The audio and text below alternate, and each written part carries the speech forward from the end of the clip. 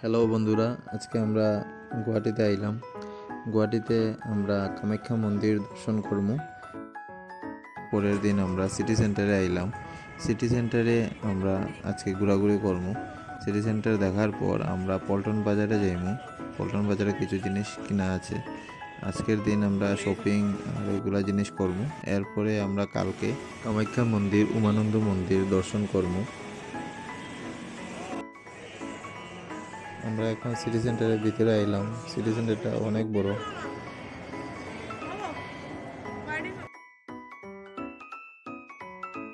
আপনারা ভিডিওটি শেষ অবধি দেখবা। ভিডিওটি ভালো লাগলে like, share, comment and subscribe করবা।